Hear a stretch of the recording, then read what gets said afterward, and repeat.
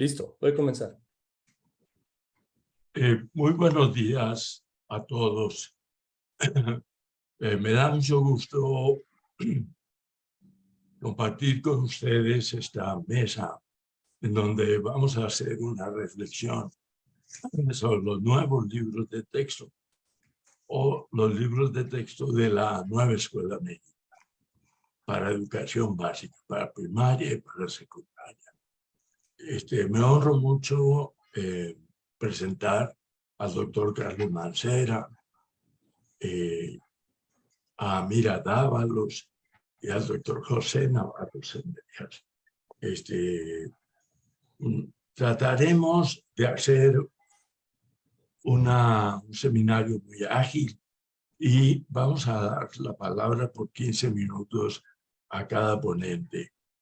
No hay prácticamente restricción de tiempo, de modo que podemos, después de estos primeros 15 minutos, continuar nuestra reflexión. Yo quisiera darle la palabra primero al doctor Carlos Mancera. Carlos. Muchas gracias, Gilberto, por esta invitación del Instituto de Investigaciones Educativas. Es un gusto compartir este panel con Amira, con José y con Irma, por supuesto, con tu coordinación, Gilberto. Nos encontramos en el momento en el que la imposición de los libros de texto se ha consumado en una alta proporción de las escuelas mexicanas. Yo quisiera señalar que esta ha sido una imposición física, los libros entregados en el medio material que los soporta, en papel, pero eso está muy lejos, muy lejos de tener todavía o de poder tener un efecto en las aulas o una aceptación por parte del sistema educativo, de los maestros, de las madres y padres de familia. Aún en su dimensión de la entrega física, debemos considerar que hay al menos 3 entidades en las que eso no se va a llevar a cabo, por lo menos hasta ahora.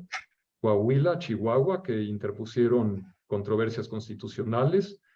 El ministro de la Corte, Luis María Aguilar, otorgó suspensiones para que los libros no puedan ser distribuidos en esos estados.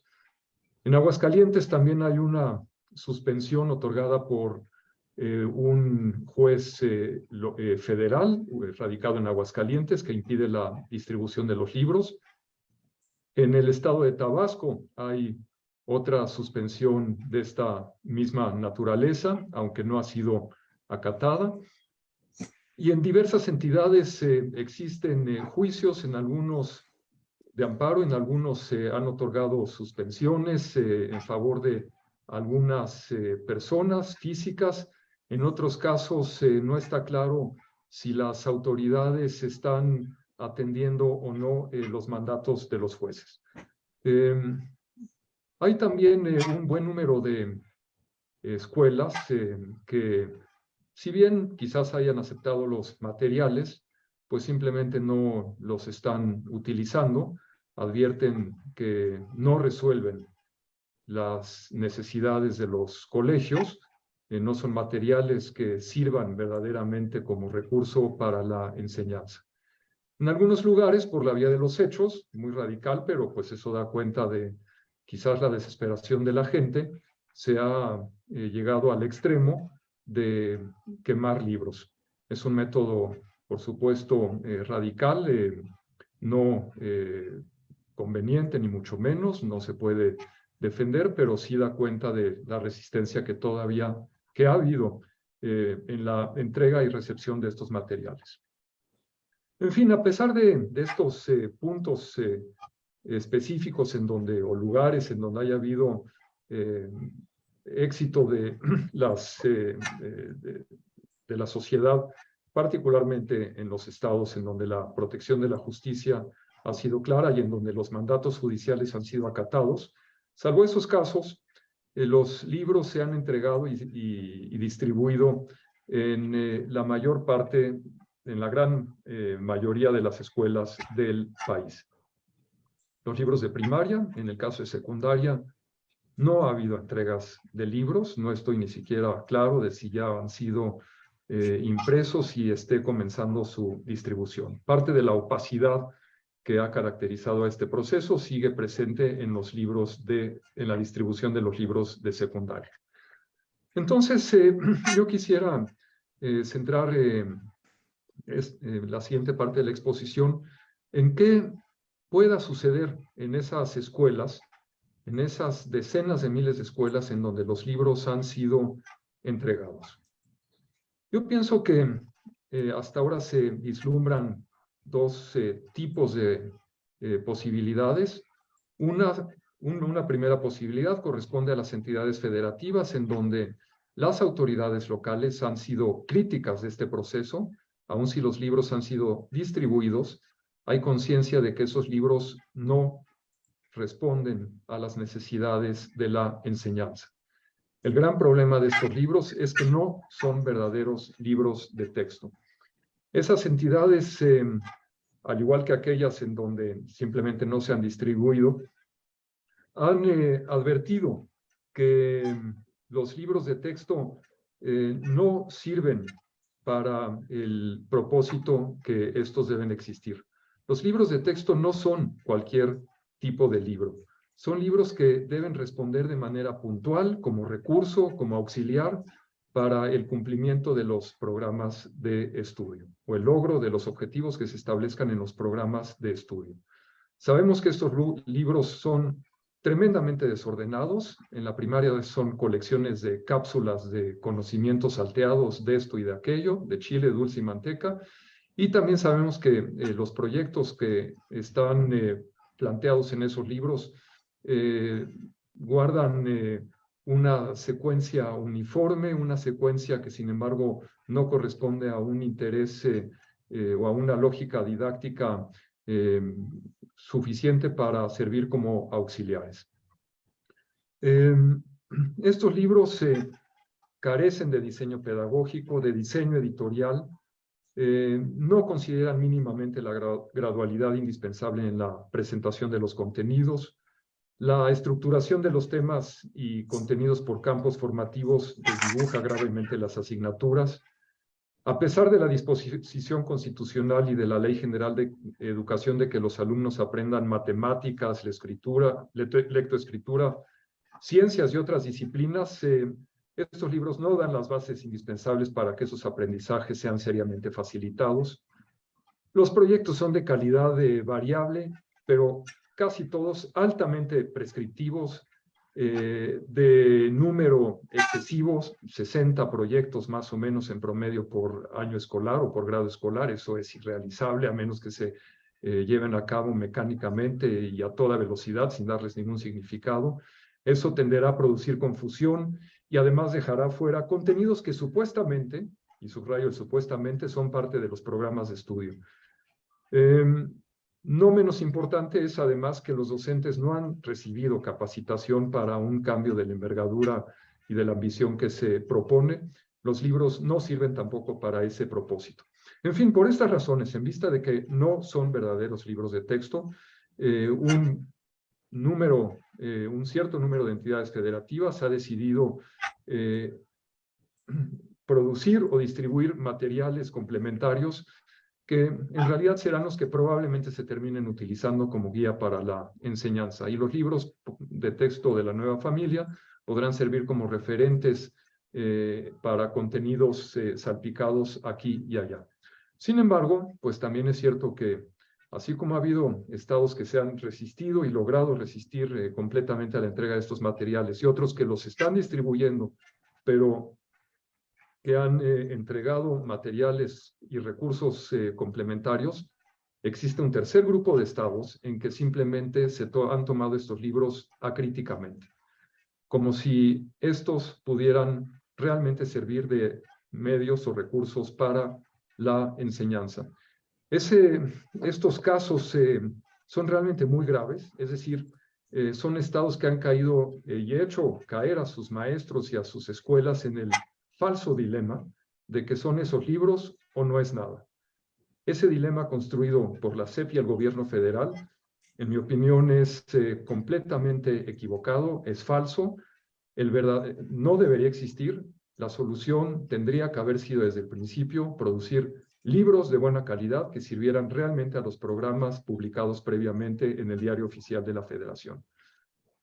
Como eso no sucedió, y hay estados que no han considerado los materiales ni recursos complementarios, sus poblaciones escolares están en un serio riesgo de quedar en una situación de indefensión y de que se produzcan rezagos graves en el aprendizaje, de por sí ya muy serios después de la pandemia.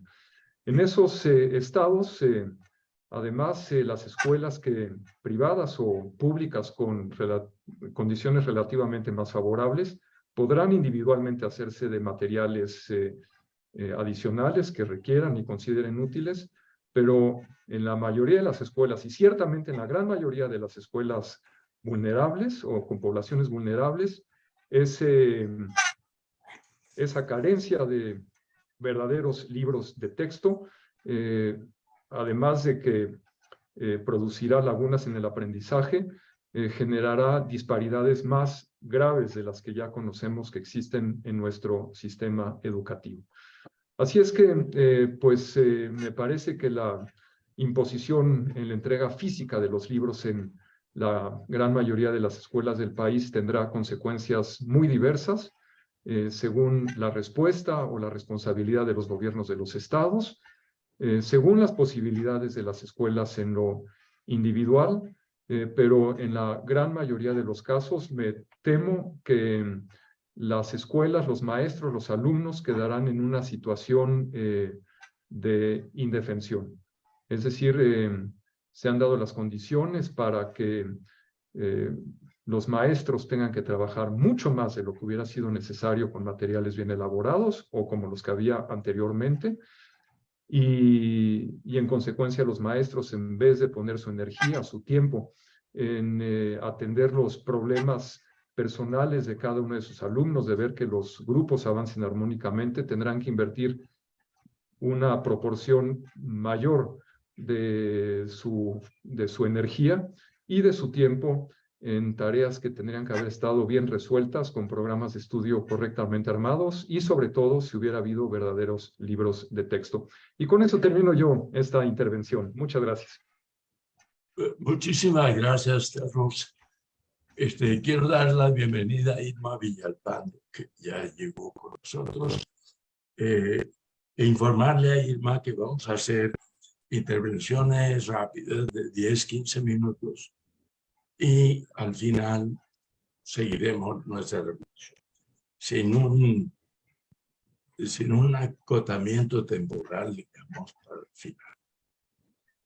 Bueno, si les parece, le voy a pedir que tome la palabra a Mira Dávalos. Mira.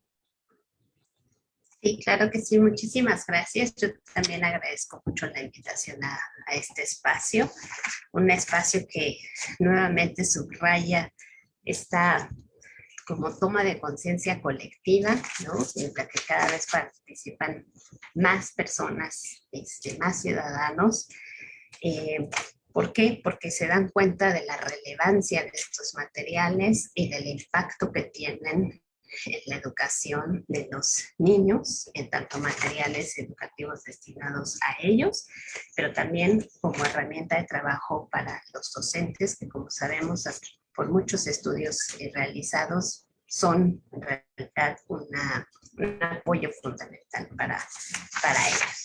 Bueno, yo me voy a apoyar con unas diapositivas porque sí necesito mostrar ejemplos para que se entienda algunas cosas de las que quiero decir. Y Cristian, como tengo una conexión inestable, sí voy a requerir de que me ayudes, por favor.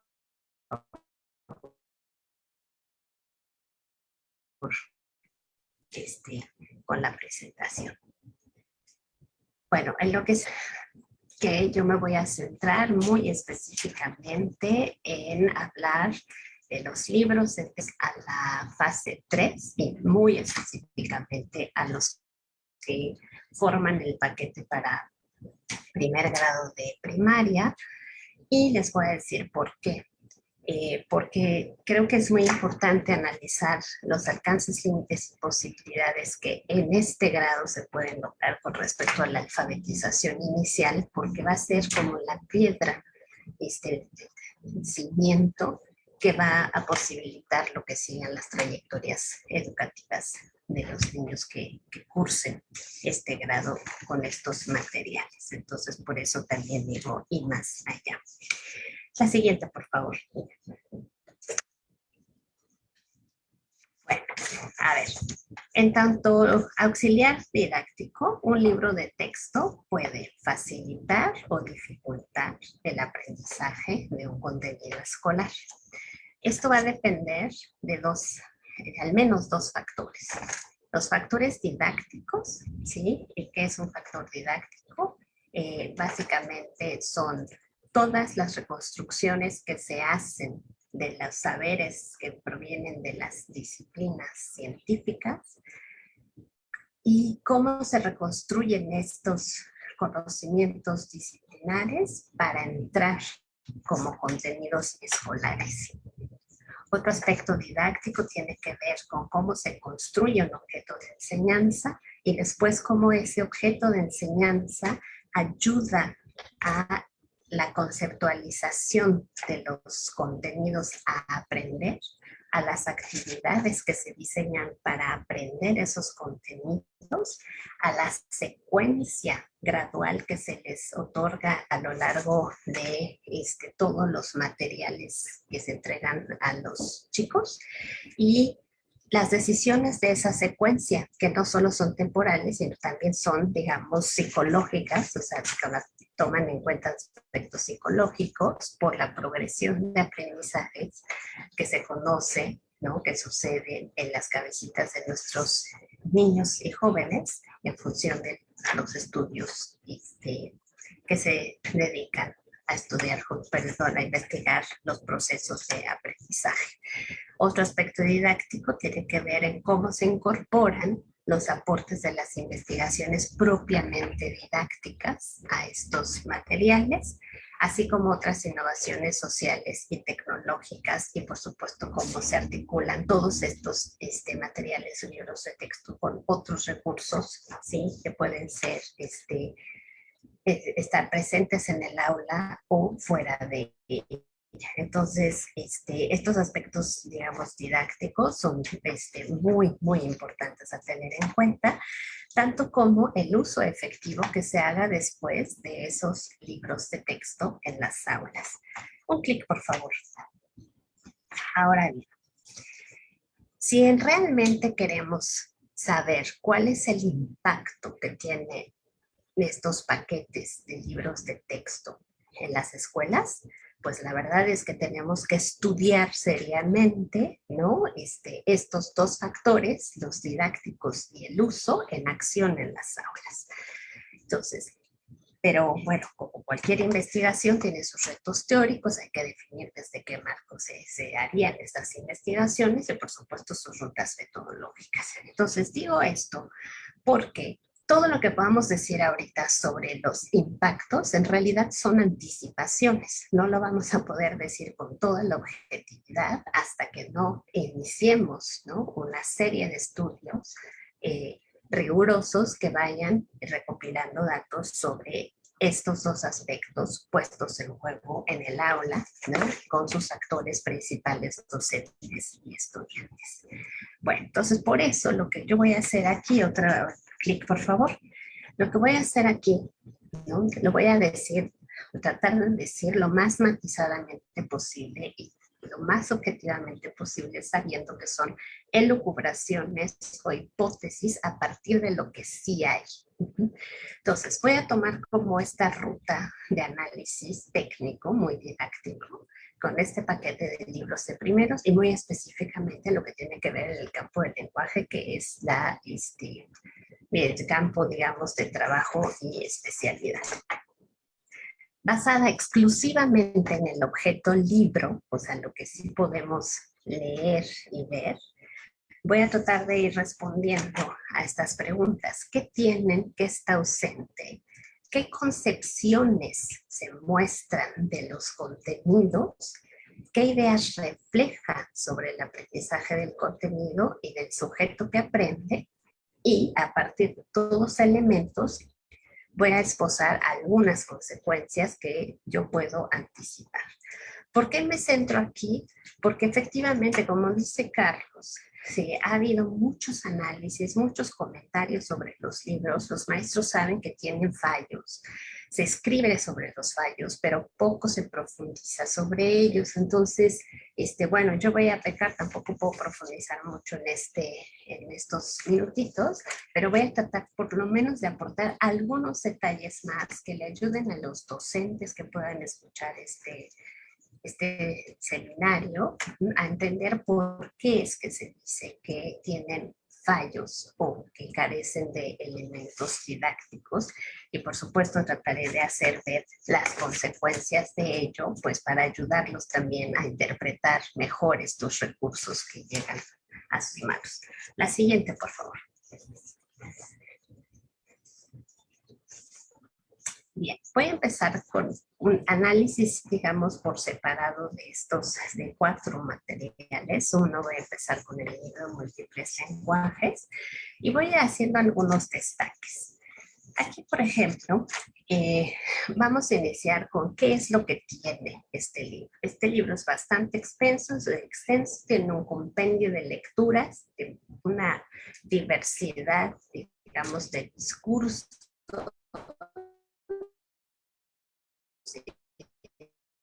de presentaciones gráficas. Si me ayudas con 3 clics, por favor, Cristian. Bueno, cursos tiene sus ventajas, que no para todos los niños es accesible tener hasta ahí, por favor, acceso a diversidad de discursos y de presentaciones gráficas de esos discursos. Pero lo que quiero mostrar aquí, con estos 3 ejemplos, unas páginas que tratan un texto que se llama Aburridos, miren bien, que muestra imágenes fotográficas que darían de primer impacto la idea de que es un texto informativo, pero cuando uno entra ahí, pues no lo es, ¿no? Entonces, porque dice cosas como nuestros ojos son para verlo todo, pero eso también vemos los ojos y sigue como en una especie de juego dialógico con el lector. Luego tengo otro ejemplo de un texto que ese sí es propiamente informativo, que abarca, toma como tema los números, las matemáticas prácticamente, lenguaje matemático, y trata de describir o explicar lo que eso significa, y lo mismo con las partituras musicales, que es otro texto que también describe e intenta definir qué son las partituras musicales para abordar algo sobre el lenguaje musical. ¿Por qué elegí estos 3 ejemplos?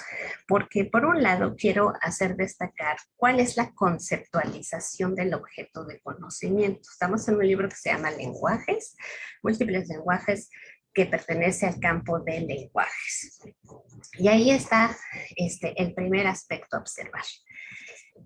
Este libro agrupa y trata de la misma manera y en el mismo nivel el lenguaje verbal, escrito, matemático, el lenguaje musical.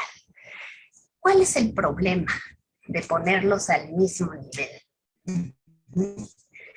Bueno, pues resulta que son lenguajes que tienen Mira, no te estamos escuchando bien.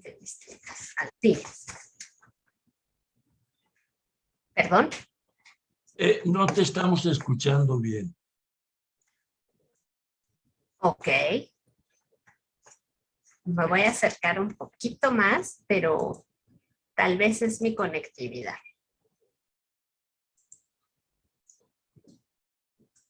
Ok. Voy a intentar seguir y ser un poco más ágil también. Ok. A ver, ¿cuáles son las diferencias? El lenguaje natural, que puede ser verbal o escrito, se rige por comportamientos comunicativos y lingüísticos por al menos 5 aristas: la fonológica, morfológica, la sintáctica, la semántica y la simbólica. Son lógicas que el sistema de escritura intenta representar, ¿sí? Aunque no lo logra hacer del todo. Por ejemplo, del aspecto fonológico, la escritura no logra registrar, representar al 100% cosas como el volumen o los matices como la sorpresa y la ironía. Estas aristas, ¿sí? Fonológica, morfológica, sintáctica, semántica y simbólica, son completamente diferentes cuando nos movemos al campo del lenguaje matemático, que funciona con otro sistema notacional que a veces comparte elementos del sistema de escritura alfabético, pero que se rige por otra lógica, porque ahí los símbolos representan conceptos como cantidad, relaciones, operaciones y fórmulas. Entonces así uno entiende que la notación de 2 rayitas, ¿sí? Sí, carga la relación de igualdad, ¿no? Que se lee es igual que, ¿no? Pero que nada tiene que ver con la semántica o las lógicas sintácticas del lenguaje natural. Y ni qué decir de la música, ¿no? El lenguaje musical también tiene otras normas de uso que están más relacionadas con pulso, melodía, ritmo, silencios, y que recurre a un sistema notacional de figuras negras, blancas, redondas, corcheas, semicorcheas, fusas, semifusas, que cobran sentido, ¿no? A partir de su posición gráfica sobre el espacio y entre los espacios que se dan. Entonces, si el libro Múltiples lenguajes se está poniendo a todos al mismo nivel, ¿sí? Lo que nos dice es que hay una conceptualización bastante, digamos, equivocada o ingenua, por matizar un poco, de lo que es el lenguaje como un objeto de conocimiento. Eso tiene consecuencias, claro, tiene consecuencias en la propia interpretación del docente sobre lo fácil o difícil que puede ser tratar un objeto de conocimiento como igual, ¿sí? Y por otro lado, pues tiene el riesgo de que el aprendizaje de eso resulte una transposición deformante, ¿no? Para los chicos. Ahora, por otro lado, también hay que destacar esto de este libro, que sí es cierto que ofrece, o sea, una bondad es la variedad de textos con propósitos diversos, pero, como ya se ha dicho en otros espacios, las estructuras, si leyéramos estos ejemplos, por ejemplo, nos daríamos cuenta que no son accesibles para los chicos como lectores autónomos, porque son niños de primero. Entonces, resulta, como ya también lo dijo Carlos hace un ratito, que al no haber pautas didácticas para el docente, se reducen las posibilidades de los niños que cursen primer grado con estos libros, se reducen las posibilidades de que se construyan como lectores autónomos y eficaces, lo que es un propósito, ¿sí?, de la educación obligatoria y particularmente para estas fases de la educación. Entonces, se necesitan condiciones didácticas que los ayuden. Este libro no las ofrece. Seguimos, por favor. Otro. Por otro lado, en los libros que tienen que ver con proyectos, ¿sí?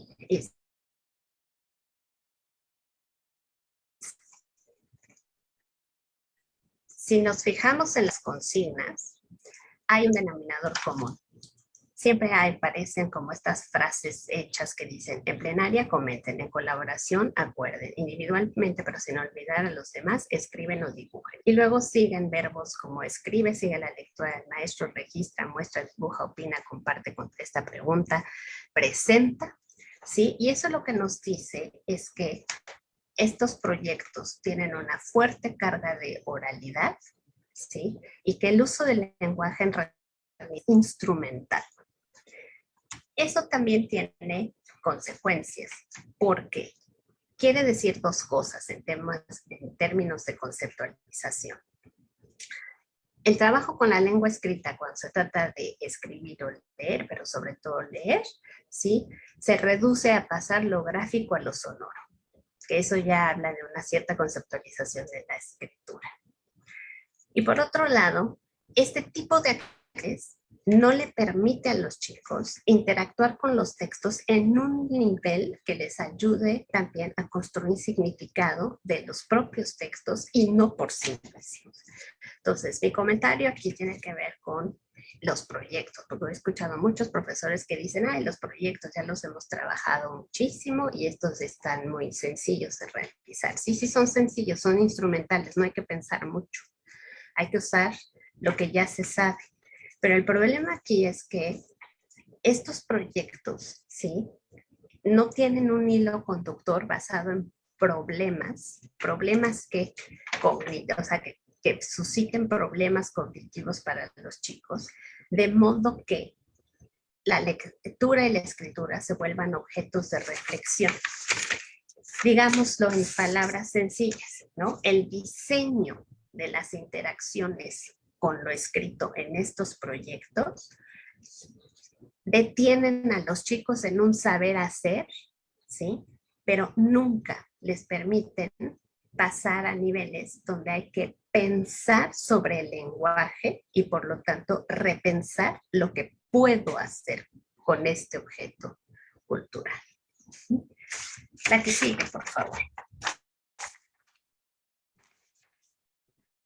Ahora, en el libro de nuestros saberes, que se supone que es un libro que ofrece información que pueda ser útil para las familias y los docentes para complementar o orientar el aprendizaje de algunos conceptos o nociones fundamentales, lo que encontramos, un clic, por favor.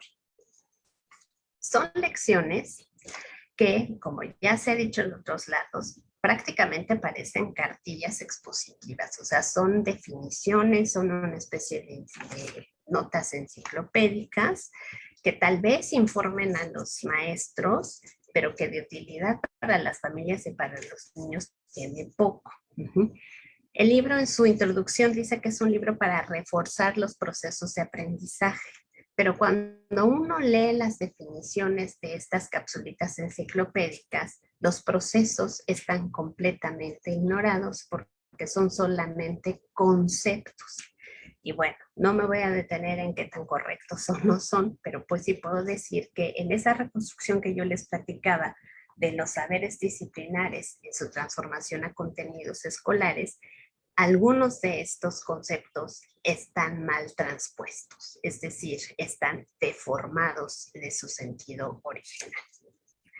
Y bueno, particularmente para primero, que son grupos de niños que se están alfabetizando, a mí me queda claro con lecciones como esta sobre las letras y las características de la escritura alfabética, que los autores, ¿sí?, parecen no estar al tanto de la extensa investigación realizada por más de 4 décadas bajo la dirección de Emilia Ferreiro, ¿no? Entonces, todo lo que sabemos sobre cómo aprenden los niños no está aquí, ¿no? Y hay una idea de aprender a escribir y leer que simplemente se reduce a conocer las letras, sus formas, sus sonidos, combinarlas, formar palabras y reconocer enunciados. Entonces, no hay procesos y por lo tanto cognitivos y por lo tanto este libro omite o ignora al sujeto cognoscente, al aprendiz, que es uno de sus destinatarios. La siguiente, por favor. Ya casi acabo. Bueno, luego viene el libro de múltiples lenguajes y trazos y palabras.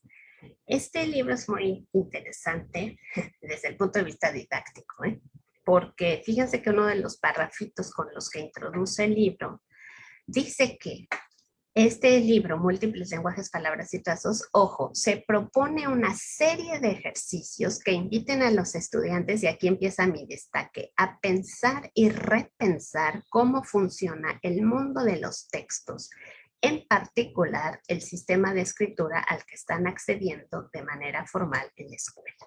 Eso significa que uno esperaría que sí se reconozca al sujeto que aprende los procesos de adquisición de aprendizaje por los que atraviesa y que además, ¿no?, le van a ayudar a reflexionar sobre el lugar de la escritura en el funcionamiento de las culturas de lo escrito. Pero está cargado de ejercicios como este que tiene que ver con completar palabras, y ahí, bueno, voy a hacer un apunte también, porque se supone que ahí tienen que completar la palabra costal, aros, cuerda, resorte y canicas. ¿Pero qué creen? Yo ahí puse en unos cuadritos la traducción, digamos, de las estructuras silábicas. C significa consonante, V significa vocal. Entonces tenemos, si se dan cuenta, a golpe de vista, estructuras silábicas diferentísimas. Costal, CBC, cos, tal, CBC, aros tiene otra estructura, cuerda otra, ¿sí? Entonces, ¿por qué digo esto? Porque si de veras se trata de considerar al niño y ayudarlo a pensar y repensar, también nos extraña la ausencia, ¿sí?, de las consideraciones, de los aportes de la investigación psicolingüística que indican que la posibilidad de los niños que están alfabetizándose de manera formal en la escuela, en este caso, la posibilidad de hacer análisis intrasilábicos como para poder completar este ejercicio varía muchísimo dependiendo del momento de adquisición en el que se encuentra. Los estudios psicolingüísticos además nos dicen que existe una jerarquía en el logro de la representación de las diferentes clases de estructuras silábicas para el español, ¿sí? Y que digamos que el orden de esa jerarquía, en ese orden, las más fáciles de analizar y representar son las que tienen estructura CBCD, como la de canica, y se van complicando muchísimo más hasta que tienen estructuras donde hay repetición de algún tipo de letra, por ejemplo en cuerda, donde tenemos consonante, vocal, vocal, consonante. Entonces esas consideraciones tampoco parecen estar aquí. Luego tenemos otros ejercicios que vienen, ¿no?, como estos de trazado, pues por algo se llama palabras y trazos. Ahora, lo que importa destacar aquí son dos cosas. Sí, es importante que los chicos tracen, bueno, no por la letra bonita que suele ser la preocupación de los docentes, sino más bien por un criterio que tienen que construir como futuros escritores, ¿sí? Que es el criterio de legibilidad, hacer accesibles los textos para ser leídos por otros. Pero fíjense que aquí, ese criterio de legibilidad para nada aparece. El cuadrito azul, fíjense lo que dice. En casa ayuda a pelar una chamarra en un gancho, abotona blusas o camisas. Todas las prácticas que realices con tus dedos favorecen tu escritura y control para colorear. O sea, estamos hablando de otra cosa. Otra cosa, ¿sí?, que en realidad resulta un retroceso en la idea que se tiene de alfabetización y de aprender a escribir, ¿sí?, porque lo reduce y lo regresa a únicamente un dominio del ejercicio motriz. Y eso no puede ser así, porque aprender a leer y escribir es un proceso estrictamente cognitivo, conceptual. Una preguntita rápida. ¿Cómo le habrá hecho entonces Stephen Hawking, ¿no?, el astrofísico inglés, que no podía ni tomar un lápiz, ni escribir a mano, y mucho menos hacer letra bonita, ¿sí? ¿Cómo le habrá hecho para escribir obras tan relevantes para su ámbito de la ciencia? Entonces, a mí me parece, y esto sí lo digo a título personal para que no se lo carguen a otro, a mí me parece muy peligroso que un libro de texto oficial comunique y valide la idea de que escribir es trazar y que el pisado y el punzado son requisitos para aprender a escribir. Siguiente, por favor. Entonces, ya hablamos sobre conceptualizaciones, sobre el objeto de aprendizaje, de conocimiento, sobre las omisiones del sujeto que aprende, sobre algunas que otras consecuencias, ¿no?, para las consideraciones de los docentes y las posibilidades u oportunidades de aprendizaje de los chicos. Ahora yo quiero acabar con una consecuencia anticipada. Lo que ustedes están viendo en pantalla es un texto escrito, digamos, por una estudiante de 5º grado en el tiempo de pandemia, el 2º año, que es el ciclo escolar, en el ciclo escolar 22-23, lo cual quiere decir que cursó esta pequeña, o sea, ya habíamos regresado, ¿no?, a presencialidad, pero esta niña cursó 3º y 4º en la casa, en pandemia. Quiero que vean la escritura, o sea, quiere decir que se alfabetizó con otro enfoque, con otros libros, con otras pautas didácticas, con otros aspectos didácticos en consideración, ¿sí?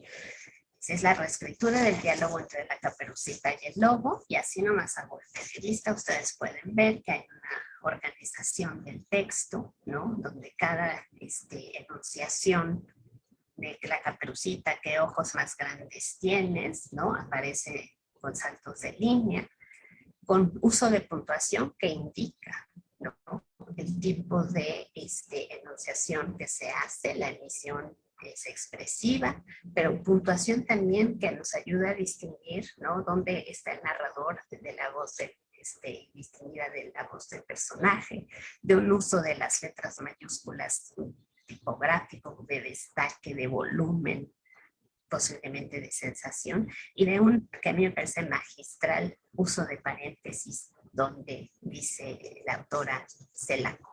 Bueno, esta niña fue alfabetizada, les digo, con otros criterios. Durante la pandemia, hay otro clic, por favor. Sí. Han pasado muchas cosas.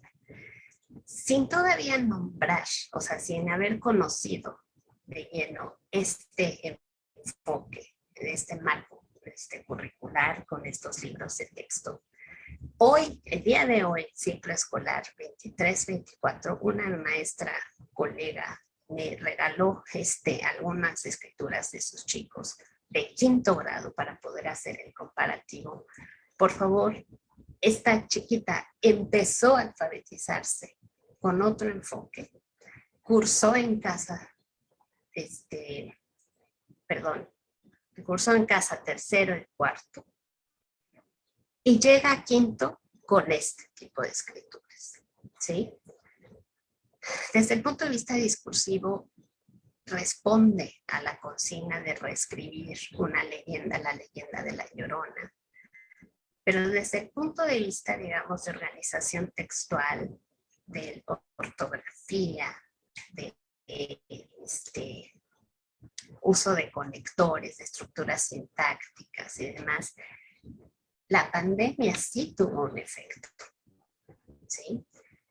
Es decir, este famoso rezago del que hemos hablado, ¿no?, puede tener cara, ya puede ser analizado con productos así, de nenes, ¿no?, hechos en clase bajo una consigna escolar típica. Mi anticipación es que con este modelo y con este paquete de libros, que en realidad no son los libros, son las consideraciones tomadas o no tomadas en sus diseños, ¿sí? Este rezago que ya podemos medir por la pandemia, ¿sí?, se va a extender y se va a magnificar. El tema es que las razones ya no van a ser sanitarias, las razones ya van a ser didácticas. Y esas, como dijo Carlos, se pudieron haber regulado y controlado. Ahora, para mí, con esto cierro, es que pues, los libros ya están así, algunos los han recibido, otros no, ya nos hizo el listado Carlos en su presentación anterior, pero yo francamente sí creo, porque a mí sí me preocupa y me ocupa, que todos estos análisis que estamos haciendo técnicos de estos libros, los empecemos a usar no solo para destacar o decirlo en voz alta, ¿no? O sea, ¿qué hay, qué le falta, en dónde está una carencia? Sino que empecemos a usarlos de manera más proactiva para ayudarlos a ser más visibles y comprensibles en las cabezas del colegiado o del colectivo docente, y sobre todo las usemos para tener insumos de análisis y acompañarlos en esta construcción, digamos, de alternativas que compensen las deficiencias didácticas de estos materiales. Entonces, creo que la discusión sobre los libros está buenísima, es históricamente también muy interesante, pero que tenemos que empezar a movernos a otro lugar, que es un lugar mucho más práctico y un lugar que puede marcar la diferencia de niños que inician su alfabetización, ¿no? Y que dependiendo de cómo les vaya en estos momentos iniciales, serán sujetos de éxito en la trayectoria escolar o los nuevos números de fracaso escolar y una aparición de analfabetismo infantil que va a acabar después ampliando las filas del INEA, ¿no? En muy poco tiempo. Con eso cierro. Muchísimas gracias. Muchas gracias, Amira. Muchísimas gracias por tu intervención, sumamente interesante, igual que la de Carlos. Yo quisiera darle la palabra a José Navarro Sendejas para que nos dé su punto de vista. Muchas gracias, Gilberto, y saludo con mucho gusto a los colegas que están compartiendo el espacio y a las personas que nos están viendo en la transmisión. Yo quisiera hacer una aportación a este debate desde la perspectiva del contexto en el cual se está dando la situación de los libros de texto, ¿no? Los libros de texto gratuito no aparecen como una cuestión aislada a la política, sino que son parte de una política educativa que ha propuesto la administración actual, que se reduce en el término de nueva escuela mexicana. Y en ese sentido yo quisiera hablar de tres dimensiones de esta política, ¿no? En primer lugar, de la oportunidad de la creación de una nueva política educativa con esas características. En segundo lugar, de la orientación ideológica y pedagógica de la nueva escuela mexicana.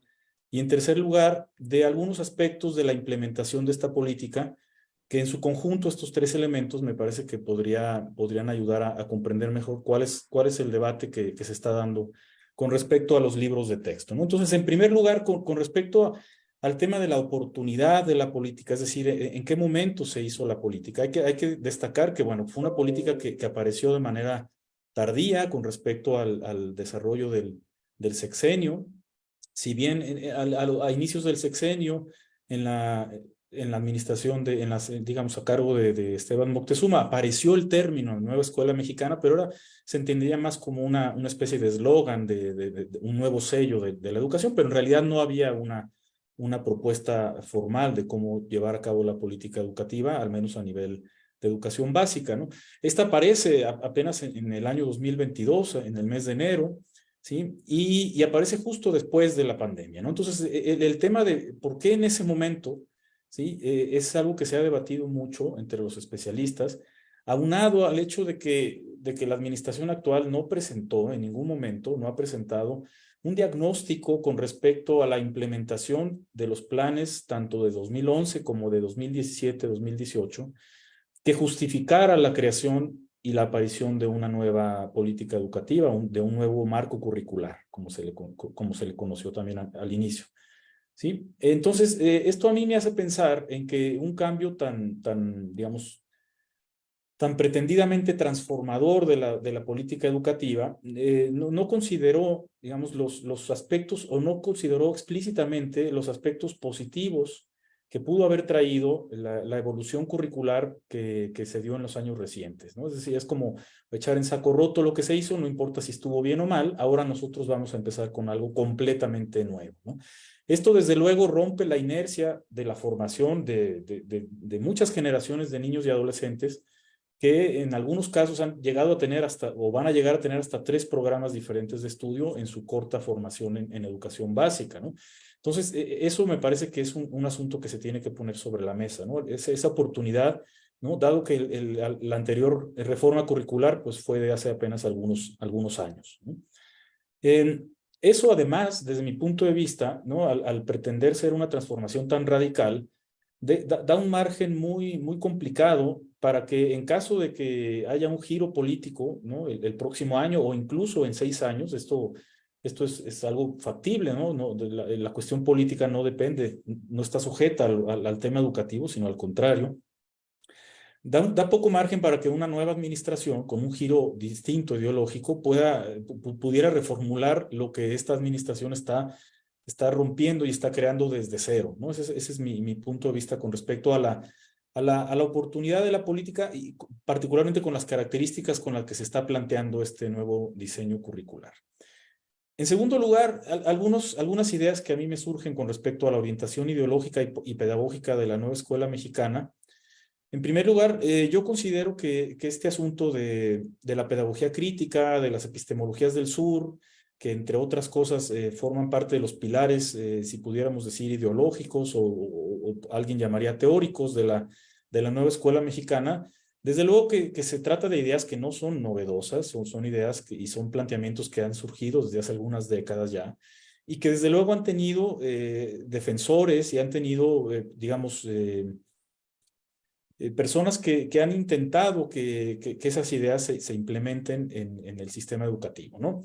Mi pregunta aquí es si esta reivindicación de este tipo de ideas realmente pertenece a una reivindicación genuina de la generalidad del colectivo docente, ¿no? O sea, a mí me da la impresión que no, a mí me da la impresión que para algunos docentes están conociendo por primera vez este tipo de planteamientos, que para algunos de ellos podría ser como, bueno, así como hubo en algún momento la moda de las competencias, pues ahora vendrá la moda de este tipo de planteamientos, ¿no? De leer sobre la colonialidad y la decolonialidad y la descolonialidad, ¿no? Entonces, yo no estoy tan cierto de que este tipo de planteamientos hayan surgido, ¿no? De manera genuina, auténtica de los colectivos docentes. A mí me suena más a una especie de imposición por parte de ciertas personas que, bueno, pues que obviamente creen en este tipo de planteamientos y los han querido imponer de una manera, desde mi punto de vista, un poco forzada, y que además, digamos, es contradictoria con muchos de los propios planteamientos de estas propuestas críticas, ¿no? Entre otras cosas, la pedagogía crítica no es otra cosa que una crítica al statu quo, ¿no? Y pretende que la educación vaya a ser como una especie de motor del cambio radical en la sociedad. Y entonces a mí me parece una contradicción que ahora desde el gobierno, digamos, desde la administración, se reivindique la pedagogía crítica como una especie pues no sé, a lo mejor es una tontería lo que voy a decir, pero como silenciar a las posibles voces críticas. ¿Por qué? Porque ellos ya están haciendo lo que dicen los pedagogos críticos que debe ser el sistema educativo. Eso me parece que es una contradicción que podríamos debatir. Por otro lado, con respecto ya más a la parte pedagógica, yo observo que hay una especie de abuso de la enseñanza por proyectos en esta propuesta curricular, ¿no? Y así como anteriormente hemos criticado los abusos de la memorización, ¿no? Y se ha dicho que la educación no tiene que ser pues simplemente un espacio en donde se reproduzcan los contenidos de manera memorística, pues a mí me parece que aquí lo que se podría lograr es una especie, con el paso de los años, desde luego, no ahora, una especie de estigmatización de la metodología por proyectos, porque yo observo un abuso, como ya bien decía Carlos Mancera, ¿no? De la cantidad de proyectos que están pensados para cada ciclo escolar, pues es excesiva. Además, los que conocemos un poco la metodología por proyectos sabemos que lo que implica hacer un proyecto pues es una carga muy fuerte en términos del tiempo que se necesita para prepararlo, para ejecutarlo, para evaluarlo, para preparar los materiales. En el caso de que los proyectos también se pretendan hacer de manera multidisciplinar, por ejemplo, en el caso de la secundaria, pues se tiene que lograr consensos entre docentes, que yo francamente tengo mis dudas de que existan las condiciones, por ejemplo, en la distribución de las horas de los profesores de secundaria, para que puedan estar presentes, ¿no? Y puedan hacerlos o llegar a los consensos necesarios para que los proyectos realmente tengan este sello multidisciplinar que en el diseño se pretende, ¿no? Y por otro lado, entonces yo me pregunto, ¿qué lugar deja este exceso o este abuso de la metodología por proyectos para las actividades que, como bien decía Mira, corresponden a situaciones, por ejemplo, de tipo rutinario, en el cual el niño tiene que leer todos los días, tiene que leer en voz alta, o tiene que escuchar a alguien que le lea en voz alta, tiene que practicar la caligrafía con ciertas características, o tiene que resolver de manera sistemática y de manera secuencial problemas aritméticos. Es decir, uno observa tanto los programas sintéticos como los libros de texto y uno no ve que exista una propuesta clara de cómo ese tipo de actividades, que son las que se realizan en las escuelas de manera rutinaria, caben, ¿no? No se ve dónde caben, ¿no? Pareciera que cada día que el docente está frente al aula tiene que estar haciendo algo muy innovador, muy estruendoso, utilizando metodologías muy innovadoras, acercando los problemas del entorno junto con un montón de contenidos al mismo tiempo. Es decir, es una especie de propuesta en la cual yo honestamente tengo mis dudas en cómo se va a desarrollar de manera rutinaria todos los días. Es decir, yo contemplo la posibilidad claramente de que el docente pueda realizar un proyecto con las características solicitadas, pues a lo mejor 1 o 2 veces a la semana, cada 15 días, un proyecto integrador al final del mes. O sea, eso sí lo veo factible, pero que la metodología por proyecto se convierta en la rutina diaria, al menos es lo que yo he entendido que se está proponiendo, me parece que podría llevarnos al extremo opuesto de llegar a estigmatizar una metodología que, desde luego, ha probado sus ventajas en algunos contextos y que para algunos aprendizajes tiene sus ventajas, ¿no? Y por último, en esta dimensión de la orientación ideológica, yo también destaco el tema del centro o de la importancia tan grande que se le ha dado a la comunidad como centro del aprendizaje, ¿no? Y que de alguna manera y en algunas situaciones deja de lado la posibilidad de que exista un individuo que se asume como individuo dentro de una comunidad. Es decir, pareciera como que el individuo se borrara en algunos de los planteamientos que se observan en los libros de texto, ¿no? Desde mi punto de vista, digamos, sí es necesario que recuperemos muchas dimensiones comunitarias en nuestra sociedad, en las escuelas, etcétera, pero no tendría que ser irnos al extremo de ignorar al individuo por solo considerar a la comunidad. Me parece que alguna vez lo he llegado a decir, hemos jugado una especie de juego así como de póngale la cola al burro, o sea, ubique el centro de la educación. Hemos pasado por la escuela al centro, el alumno al centro, ahora la comunidad al centro. Yo pienso que no tendríamos que pelearnos por dónde está el centro, digamos, la comunidad, la escuela, el individuo, por supuesto que tienen importancia, ¿no? Desde mi punto de vista, de manera equilibrada, y no tendríamos por qué tener estos vaivenes de ahora solo es la comunidad, ¿no? Eso es con respecto a la orientación política. Y con respecto a, ideológica. Y con respecto a la implementación de la política, creo que algunos aspectos que en el contexto que he mencionado no abonan a una buena acogida a esta propuesta educativa. Bueno, pues tiene que ver en primer lugar con el asunto de las famosas consultas, que ya sabemos que se realizaron de una manera pues un poco extraña, ¿no? Con asambleas en su mayoría virtuales o con invitados presenciales que, en fin, que no queda muy claro por qué asistieron y cuál fue efectivamente su propuesta y cómo efectivamente fue tomada en cuenta la propuesta pues no sé, de los miles, han llegado a decir que hasta 1 millón de participantes en estas asambleas. ¿Cómo es que se procesó esa información para que eso formara parte de un marco curricular que, entre otras cosas, ya se había desarrollado cuando se hicieron las asambleas y que del documento que se que se distribuyó a manera de borrador en el mes de enero al que se publicó en el verano del año pasado, pues realmente no hay muchos cambios. Entonces uno dice, ¿dónde está la participación de estas personas, ¿no? En términos de retroalimentar la propuesta que ya estaba en el corazón desarrollada por parte de la Secretaría, ¿no? Por otro lado, el tema de la filtración de documentos, de la filtración de los propios libros de texto en los meses previos, pues me parece que tampoco demuestra una implementación cuidada de esta política, ¿no? Por otro lado, la temporalidad de la implementación de esta propuesta con esta dualidad entre primero se iba a aplicar a los primeros grados, a los primeros niveles a los primeros grados de los 3 niveles, ¿no? Y después de un día para otro, no, es una implementación pareja y eso se decide en el verano previo a empezar las clases. Eso me parece que también habla de un proceso descuidado, que no toma en cuenta las consecuencias de implementarlo así, dado que es un cambio curricular tan radical. El tema de la formación de los docentes, ¿no? ¿Cómo es posible que en una semana intensiva los docentes sean capaces de integrar estos contenidos? Hablo en particular de los libros de texto, ¿no? En escuela primaria, para cada nivel, 6 libros, conocerlos en una semana, integrarlos.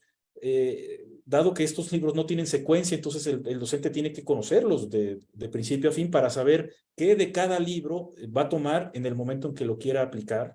Eso me parece que es súper preocupante. Por otro lado, preescolar ha estado fuera del proceso de reelaboración de libros de texto como se hizo con primaria y secundaria. Apenas se iba a lanzar la convocatoria, es lo que yo supe en el mes de junio.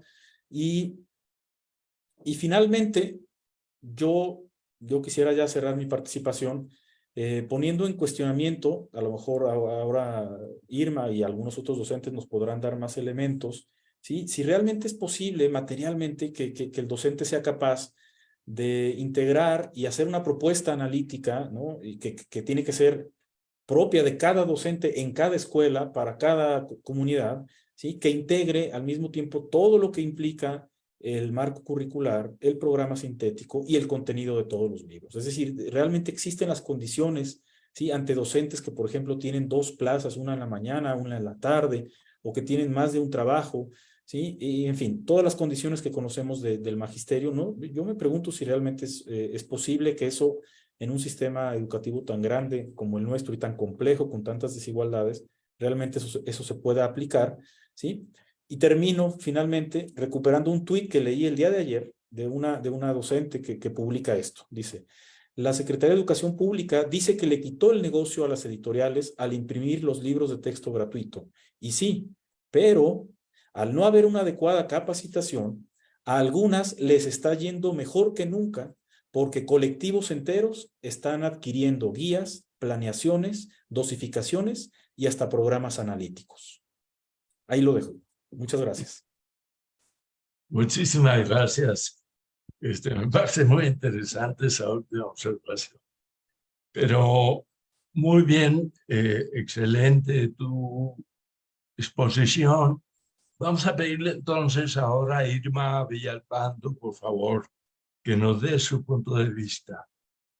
Muchas gracias. Gracias, Gilberto, y a todos por la invitación. Pues bueno, yo he querido organizar mi participación en los 5 problemas que yo he llamado, entre otros, estructurales, para hablar de esta reforma educativa, de la nueva escuela mexicana. Y el primero que coloco no es, digamos, casual. A mí me parece que es la gran error, la gran falla, ¿no? Desde donde podríamos ya de entrada decir, este no es un buen plan. Un plan que debilita de esa manera las matemáticas y que tiene un abordaje tan errático en su didáctica, ya de entrada no es una buena reforma. Yo lamento decir, y sí en un posicionamiento crítico, que quizá todavía no con la profundidad, digamos, de un paper académico, pero sí con digamos, con algunos premisas y algunos parámetros y marcos conceptuales que nos ayudan a decir esto no va a jalar. es este tema de matemáticas. Recordaba a Bourdieu que decía, el oficio nos protege y digamos, quienes hemos estado en el campo educativo, en las aulas, con maestros, vemos unos libros, analizamos algunas propuestas y muy rápidamente decimos, esto no va a jalar. Y voy a intentar decir por qué creo que no jala. La primera, ya la decía yo, el debilitamiento de las matemáticas, y me parece que eso nos coloca en una discusión muy, muy abajo. No tendríamos por qué estar que si es importante o no el desarrollo del pensamiento lógico matemáticos en educación básica. A mí me parece es uno de los grandes puntos de muy, muy atrás que parte la reforma. Es además observable, indiscutible, que hay muy poca matemática y la que hay a nivel didáctico por una parte y a nivel conceptual de este tránsito que Amira muy bien nos explicaba de las disciplinas al saber escolar, en esas posibilidades a mí me parece totalmente deficitario. Y eso, digamos, por más que escuchemos a los defensores de la nueva escuela mexicana o a los teóricos que dicen que sí están en los proyectos, decimos, están de una manera muy superficial, muy poco elaborada. Y también, pues, esto, digamos que prácticamente se observa en todas las materias, o al menos en las más importantes. Yo lo observo claramente en matemáticas, en ciencias y en lectura. Esto que bien expresa, mira, la ausencia de las didácticas y el avance y el aporte que tienen. Eso es, a mí me pescó la reforma de los 90, del 93, finales de los 90, estábamos en la discusión de cómo no se debía enseñar matemáticas. Estos libros a los 90 ya son obsoletos. Ya son obsoletos porque justo se decía exactamente en los errores que ahora caen. Entonces, digamos, regresarnos tanto, platicaba yo con una compañera que hizo carrera magisterial, es que varios de los reactivos eran justo, ¿no? Se veían como errores en la enseñanza de la geometría. Justo. Entonces, eso es muy escandaloso. Y también yo decir un poco que en estas críticas que se han elaborado, yo he notado a los matemáticos por una parte, a los matemáticos de cepa, de carrera por una parte, y a los didactas de las matemáticas realmente azorados, pues sí, con un asombro y un enojo, porque claro, ellos saben que lo que provoca la matemática al desarrollo integral, a la construcción conceptual. Yo ahí creo que ya con ese punto ya tendríamos todos que estar, digamos, en decir esto no estuvo bien hecho. Si después decimos, y en un ánimo, digamos, más dialogante y más de apertura mental y más hay que reconocer lo bueno que tiene y que si tiene una postura de la pedagogía feminista y que si tiene también una postura, digamos, de la pedagogía social o de servicio, y lo digo en este tono, porque claro que está bien que lo tenga, ¿no? El punto es que algo esencial y Toral no lo tiene, y ahí es donde me parece que tendríamos que ser mucho más pues directos y francos de decir, mientras esto no se muestre, vamos a estar, digamos, o no se acepte como una falla estructural y por ende se intenta resarcir, vamos a estar un poco ahí pues perdidos y lamentándonos de esta situación. Entonces, en ese sentido, decía yo como primer punto, el problema con las matemáticas, poco y malo, yo lo he dicho, ¿no? No es satisfactoria la explicación que en los proyectos hay, porque lo que hay es una aplicación mínima de algunos conceptos rigurosos, de algunos conceptos o de algunos procesos, digamos, de aplicación de algunos contenidos, y lo que no hay es un proceso ordenado, cuidadoso y gradual de algo que lo merece, que es la construcción del pensamiento matemático. Entonces ahí el siguiente es la ausencia de las disciplinas en lectura. Yo observo los pedagogos, bueno, también a los didactas de la especialidad en la comprensión lectora, dicen que el primer nivel para hacer una comprensión es asegurar el proceso léxico y sintáctico, digamos, el vocabulario, los términos y la gramática. que estén en el tamaño. Yo prácticamente observo que esto quienes lo hicieron lo desconocen. E inclusive cuando piden que las palabras que no se entiendan busquen en el diccionario, cuando se sabe que el contexto mismo puede dar inferencialmente, ¿no?, el significado. En ese sentido, decimos, si en la comprensión lectora no se asegura la pertinencia en léxico y en sintaxis, digamos, en palabras y la estructura, digamos, de las oraciones, que es el primer arribo a la comprensión lectora, que es la primera, le llaman los autores, la primera comprensión superficial o el primer nivel, ya cómo podemos seguirle a los otros. Entonces, a las didácticas en lectura, en ciencias es también muy claro, ciencias de manera descriptiva y no explicativa, sin abonar, sin hilvanar en procesos, digamos, de causas, de elementos, de complejidad, de hipótesis, de inferencia. Las habilidades de desarrollo de ciencias también están ahí muy, muy descuidadas. Y la tercera, que ya un poco más me parece que va al tema que José decía, la desarticulación enorme que hay entre los diferentes elementos de la reforma curricular. Y yo digo, por una parte, el marco curricular, los programas de estudio, los libros del maestro y los libros de texto, que son para el alumno y para el maestro y para la comunidad.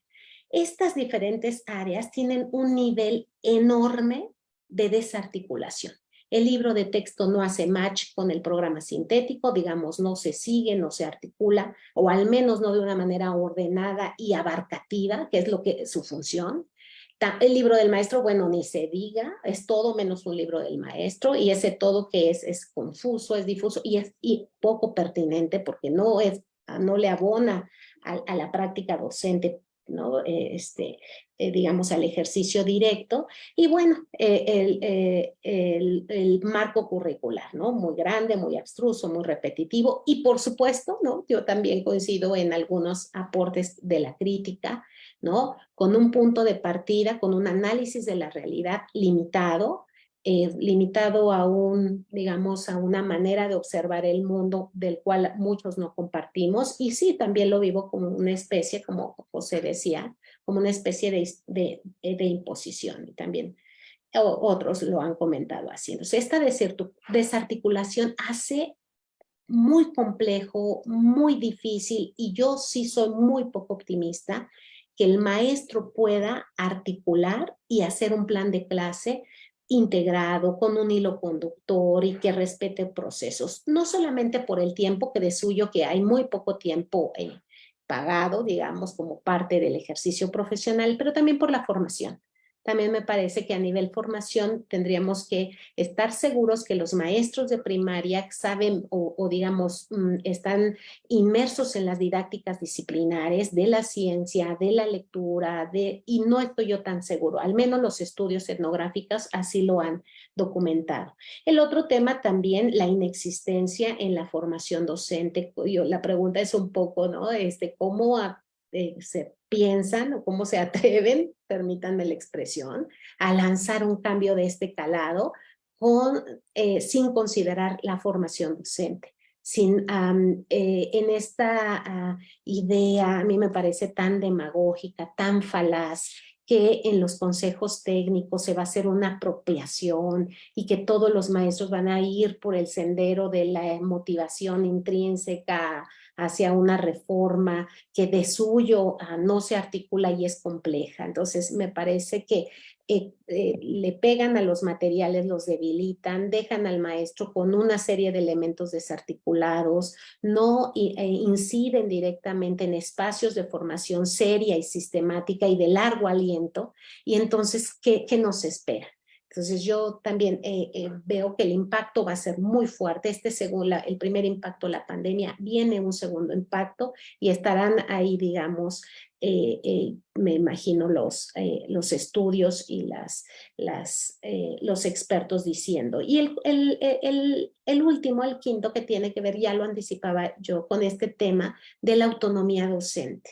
Y es que la nueva escuela mexicana inventó su nuevo glosario, y así como el pensamiento crítico para ellos es la conciencia de clase, para el tema de la autonomía docente, para la nueva escuela mexicana, es que hagan un plan analítico. Entonces, se entiende la autonomía docente porque los maestros ahora sí, no sé por qué dicen ahora sí, si eso, ¿no?, se hace, ¿no?, desde siempre contextualizan. Yo digo, es que no puedes no contextualizar si haces un plan de clase bien hecho. Siempre para hacer un plan didáctico, un plan de clase, tienes que pensar quiénes son esos otros a quien les vas a dirigir, digamos, la planeación y la enseñanza. Entonces, y bueno, el plan analítico no es otra cosa más que agregarle nuevos temas. No elegir el plan sintético. Hay una confusión enorme en los consejos técnicos porque a veces, bueno, es que con la autonomía ahorita podemos elegir, no, momento, no es de elegir. Y yo les pongo ahí lo que dice el marco, es que ese es el punto de partida, eso los tienes que dar. No me parece tampoco mal si estuvieran bien hechos, porque es el piso, digamos, que nos da un marco. Pero a partir de ahí tú dices qué otros más. Y entonces, si la autonomía docente es que yo elija qué más le doy y cómo lo aterrizo en el plan docente, pues es una versión muy pobre, muy, a mí me parece muy, pues sí, me parece hasta como un recurso retórico, ¿no?, para decirle a los maestros que están teniendo ahora más elementos de más reconocimiento a su trabajo. Pero no, la autonomía docente y la antítesis, autonomía docente y la imposición de los libros, ¿no?, de unos libros que, bueno, están siendo fuertemente cuestionados. Y ahí sí yo creo que aunque otros libros lo han sido, a mí me parece que estos históricamente, las últimas décadas, ¿no?, bueno, los libros es que tampoco es que sean tan viejos, ¿no? En el 60 fueron los primeros y han tenido varias etapas de polémica, pero estaban las polémicas muy bien acotadas, o a la educación sexual, o a un tema, al principio del tema de laicidad, no sé, a mí me parece que estos tienen diferentes ángulos, y que sí es la ideología, y que sí es matemáticas, y que sí es lectura, y que sí es ciencias, y que es la desarticulación. A mí me parece que es, digamos, una construcción muy, muy desafortunada por varias razones, en varios ángulos. Y por último, también decir un poco, y con esto cierro, a los defensores, ¿no?, y a quienes han venido validando esto. Yo no he escuchado a ninguno, ayúdenme quizá ustedes sí, a ningún defensor de la propuesta que sea de las didácticas de especialidad que Amira ya nos recordaba. Yo no lo he escuchado, porque los investigadores que pueden merecer todos mis respetos, ¿no? Yo de verdad al doctor Díaz Barribán le puedo tener respeto, pero que él en las vespertinas explique de didáctica de las matemáticas, a mí me parece, él es un didacta general. La didáctica general es un campo de estudio, la didáctica específica son otras. Y yo no he escuchado a ningún didacta de específico que haya defendido porque no participaron. Y no es que yo quiera que ellos diseñen, ¿no?, pero los procesos de revisión, justo, pues sí, de aprobación, tendrían que haber pasado por esta mirada experta y no la hay. En ese sentido, también a ciertas instituciones que han dado un espaldarazo político, pienso en el ILSE, por ejemplo, en Mejoredu, o quizá también en la universidad que hoy nos acoge, que también, digamos, nos han dicho que han hecho estudios o así sacan desplegados y declaraciones. Yo lo único que les preguntaría es, compártanos, por favor, compártanos para ver de dónde, qué vieron que les hacen tener un aval, a veces de una manera pues alta, ¿no?, lustrosa, y a veces pues, también con algunos matices, pero me gustaría mucho que los compartieran, porque si bien es cierto, hay críticas a nivel comentario, también ha habido críticas lo suficientemente argumentadas para que la autoridad las pudiera contestar, y no lo ha hecho. En ese sentido, pues yo no veo cómo se van a sacar el tema de matemáticas, por ejemplo, de los errores conceptuales o de la didáctica, porque es un hecho. Entonces, ya todo lo demás de los proyectos, y también, José apunta algo muy bien, en educación y en aprendizaje no hay un método, no es una receta. El que ahora vamos a aprender por proyectos me parece de un simplismo, y no por los proyectos en sí mismos, son unas excelentes estrategias, pero no para todo y no para siempre y no en todos los niveles. Se sabe que los proyectos entre los niños más grandes funcionan mejor, los niños más pequeños de otra manera. Entonces, este es un error grave. Yo también digo un poco, ¿cómo se les ocurre? ¿no? Que, digamos, fue un tan pequeño grupo quizá que entre ellos estuvieron de acuerdo y cayeron en errores, a mí me parece que mayúsculos. Y sí, solamente decir que me preocupa mucho, yo he estado cerca en algunos consejos técnicos escolares, hay algunos docentes que sí repiten el discurso oficialista, sí los escucha uno y ellos dicen es que ahora ya nos están dando oportunidad, hay otros que no lo son y veo mucha desconocimiento y muchas dudas a nivel dirección y supervisión. De todo. Y finalmente también la inercia de los años, reformas van, reformas vienen, un poco antes eran competencias, ahora nosotros nos vamos a adaptar y vamos a hacer lo que siempre sabemos hacer. Pero no me parece, todo conformismo es una pérdida y nos vamos a conformar con una reforma educativa que una de las defensoras me decía en un debate, en una charla, me decía, es que esta es otra oportunidad. Me decía, es que esta es otra manera de aprender y pensar la escuela. Y yo le decía, es que yo no quiero que sea otra, yo quiero que sea mejor. Si tú no me garantizas que es mejor, no me la quites. Y también el último tema también que decían, es que cómo critican los libros de texto ahora si los de antes, los resultados que teníamos en PISA. Y a mí me parece también eso de un bajísimo rigor. No podemos comparar, yo les digo, vamos comparando los libros de texto con los otros libros de texto. No comparemos libros de texto con un resultado complejo y de multideterminado, ¿no? De múltiples variables.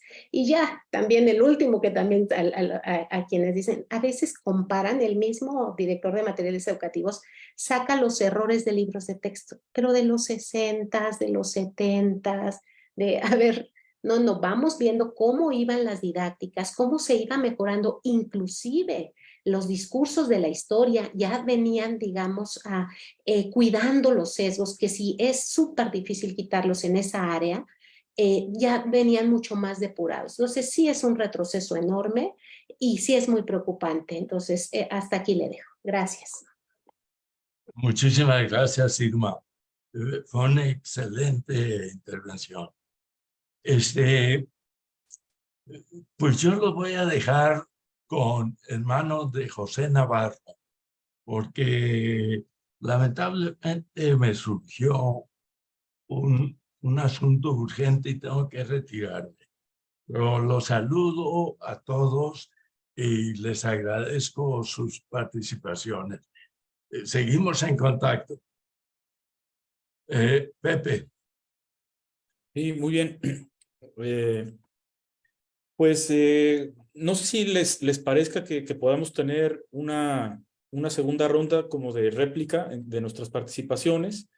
Por ahí en los comentarios de las personas que nos están viendo, hay una que ha aparecido varias veces que tiene que ver con, bueno, ¿y qué hacemos? ¿No? O sea, como, en fin, ya mucha crítica, pero ¿qué proponen? Parece que es legítima la inquietud, entonces no sé si quisieran en ese sentido que tuviéramos una ronda corta, no tan larga como la primera, pero que podamos hacer una réplica de nuestras participaciones. En el mismo orden les propongo, si les parece. Entonces, Carlos. Sí, con mucho gusto, José. Los libros ahí están en la gran mayoría de las escuelas, con sus múltiples deficiencias. Las exposiciones que han hecho Amira e Irma dan una cuenta rigurosa, realmente muy útil para recordar la gravedad del problema. Sin embargo, pues ahí están y el ciclo escolar ya inició, las cosas deberán avanzar. Me parece válida y legítima la pregunta que se ha repetido hacia nosotros. Yo pienso que hay varios niveles de responsabilidad. Primero, ¿qué va a hacer la Secretaría de Educación Pública? Yo me temo que nada. Perseverará en su propuesta.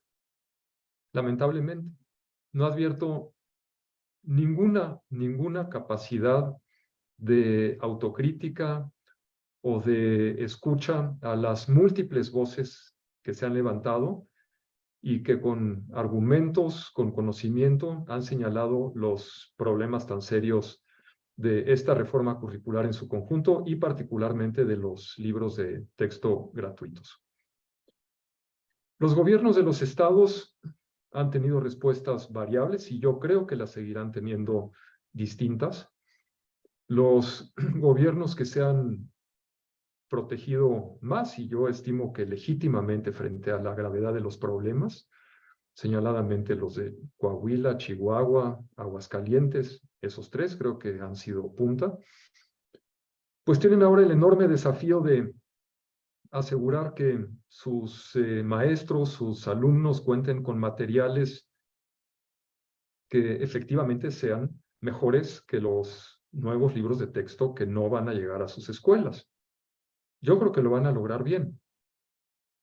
Simplemente, si se cumplieran los efectos de la sentencia que otorgó el amparo nacional a la Unión Nacional de Padres de Familia, en el sentido de que se reimpriman y vuelvan a utilizar los libros de texto del año pasado con los programas de estudio del año pasado, en las escuelas de esos estados se evitaría una enorme confusión y podrían continuar avanzando en lo que la escuela está llamada a realizar.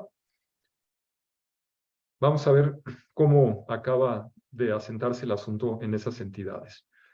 Insistiría yo en que en los estados en que ha habido una postura crítica, aun si se han distribuido los libros de texto, pues hay también el enorme reto de asegurar que los materiales que ahí se usen, la capacitación, el diálogo con las maestras, maestros, madres y padres de familia, sea lo suficientemente estructurado y fecundo para que no se pierda la orientación de lo fundamental. Es decir, que la escuela en primer lugar enseñe lo más básico, enseña a leer, a escribir, a sumar, restar, a ubicarse mínimamente en el mundo físico, en el mundo social, y que esas capacidades puedan irse desarrollando progresivamente para que los niños tengan autoestima, para que los niños sepan que van avanzando, para que el conocimiento les dé retribución cognitiva y que eso se traduzca en mayor seguridad, en capacidad de creación y en fin, y en las perspectivas de un mejor horizonte, por supuesto. Yo creo que los estados que han recibido acríticamente estos materiales y que han dicho que con esta reforma se cumplen los postulados educativos que hay en el artículo 3º, simplemente repiten un discurso francamente equivocado, que ya se ha comentado ampliamente en este seminario. Ojalá rectificaran. Ojalá que las voces de los padres de familia y de los maestros se escucharan. Ojalá que aquellos que tengan una opinión crítica dentro de esas entidades y mayor capacidad de ser escuchados, efectivamente logren que sus propuestas permeen en alguna medida en formación de maestros, en contribuciones para la capacitación, en fin, lo que esté a su alcance. Quizás lo más importante es qué harán los maestros y qué harán las madres y padres de familia. Yo pienso que más allá de la calidad de los recursos didácticos que los estados pongan a disposición de las escuelas, será fundamental que no se extravíen las escuelas en lo básico, que no caigan en esta trampa de que se va a aprender mejor lo fundamental, lectura, escritura, matemáticas, para empezar, con esta propuesta que con lo que los maestros saben que les corresponde, que lo que debe suceder en la escuela. Los supervisores y directores tienen un papel súper fundamental. Cómo reflexionen ellos lo que se está viviendo será determinante en cómo se orienta a los maestros. Si los supervisores y directores tienen la capacidad, y estoy seguro que será el caso en una proporción muy importante de los casos, para identificar aquello que no debe perderse, aquello que la escuela está llamada a resolver. Estos aprendizajes básicos, en primer lugar, que van de la mano de la construcción de la autoestima de los niños, de la confianza que requieren en sí mismos para avanzar en su aprendizaje, que se integren en esa medida dentro de su grupo, dentro de su escuela, que es la primera comunidad en la que conviven, en la que están cotidianamente, yo creo que se evitarán muchos problemas. Ojalá que sean pocos los casos en que se caiga en la creencia o la fantasía de que esta reforma curricular y estos libros en concreto realmente van a poder dar a los niños lo que les corresponde, aquello a lo que tienen derecho según el artículo 3º constitucional. No es una invención de los críticos, no es lo que se ha señalado y argumentado como defectuoso en esta reforma, no proviene de mentes que quieran atacar una política determinada o al grupo en el poder. No, eso tiene sustento en lo que establece el artículo 3º constitucional, el derecho a una formación integral, al respeto a la dignidad de las personas, a la educación basada en el progreso de las ciencias, en el destierro o el alejamiento de los fanatismos, de los prejuicios, en la enseñanza, como dice expresamente el artículo 3º, de la lectura, la escritura, las matemáticas, las ciencias. Eso es lo que se tiene que hacer realidad y es ahí en donde no nos podemos extraviar. Y es ahí en donde cada actor del sistema educativo debe poner la mirada, es donde está el horizonte, la estrella polar que nos debe guiar a todos. El artículo 3º es nuestra base para la unidad educativa, es la base para que la educación realmente pueda avanzar y que no perdamos la energía en los distintos ámbitos en los que trabajamos en discutir cosas que no tendrían que estarse cuestionando, como el pensamiento lógico matemático, muy bien nos lo decía Irma hace un momento. Esas cosas no tendrían que estar a discusión, tendría que estarse pensando cómo lograrlo mejor. Lo mismo en la lógica matemática, que en la lectoescritura, en las bases de un pensamiento bien estructurado en el campo de las ciencias que ayuda a los alumnos a entender en dónde viven, cuál es su entorno físico, cómo interactúan con él, lo mismo que en el campo de las ciencias sociales y ahí en donde los niños y los jóvenes desarrollen su vida. Esa sería mi reflexión. Muchísimas gracias, Carlos. Muy interesante lo que compartes y el marco que pones sobre el 3º constitucional, que es fundamental, ¿no? Que debería ser el faro que todos tendríamos que tener en este debate. Amira, si quieres dar algunas palabras de... Sí, muchas gracias. Pues, a ver, rápidamente, yo quiero regresar al punto de inicio de mi participación.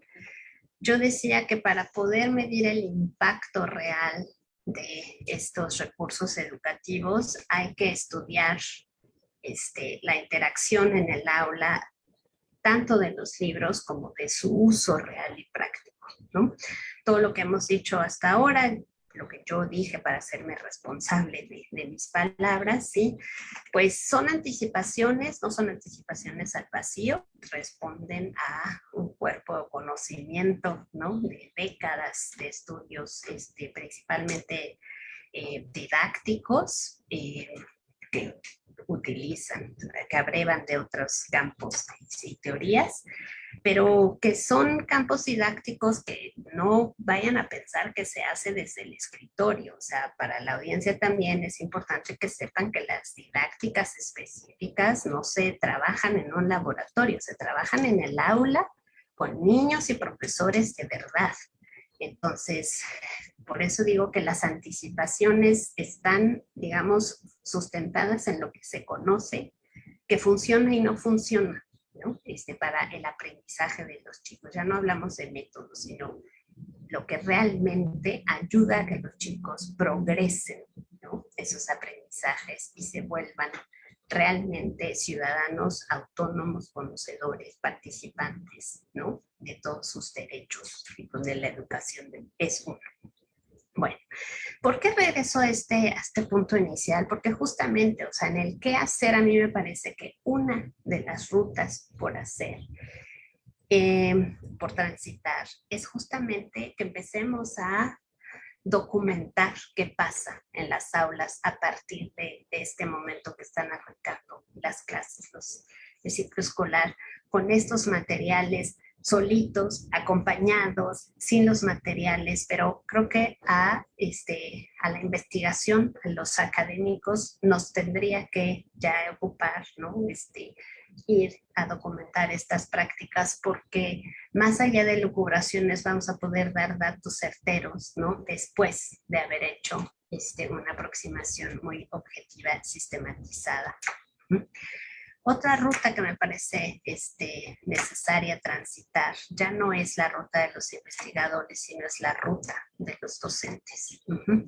Me parece que todas estas informaciones, lejos de que se asuman como críticas a favor, en contra, ¿no?, son insumos para el propio análisis, ¿no? Una introspección, ¿no?, que pueden hacer como profesionales de la educación, porque los docentes esos son. Entonces, toda esta gama de notas, de observaciones, de críticas, si lo quieren llamar, o sea, tomarlo como un listado de cosas sobre las que cada profesional de la educación tiene que reflexionar, pues para tomar las decisiones, porque de su día a día, porque también sabemos que como profesionales de la educación deciden, y esos usos que quedan por estudiar, ¿no?, dependen de sus propios análisis, de sus propias ideas sobre lo que es importante o no es importante. Entonces creo que esa es una ruta que le tocaría a los docentes. Y también otra tercera ruta que podría plantear es recuperar la idea de comunidad, que no es mala, ¿no? O sea, la idea de comunidad, pero ahora puesta como la capacidad de la comunidad como un cerebro colectivo, es importante. ¿Y por qué no retomarla y abrir una ruta en la que investigadores de las disciplinas, ¿no?, que están puestas en juego en los campos formativos, didactas de esas disciplinas específicas y docentes, trabajáramos juntos? Esa sería una linda ruta también, ¿no? Porque recupera en un sentido muy positivo esta propuesta de la nueva escuela mexicana, y creo que podría ser otro ápice histórico, ¿no?, en la educación mexicana.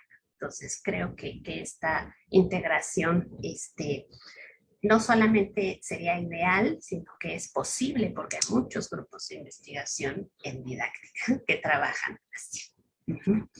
En particular en mi área, que es el lenguaje, pues todo el constructo de didáctica específica se ha trabajado así, ¿no?, con didactas, gente experta en una disciplina y docentes. Entonces no es una utopía.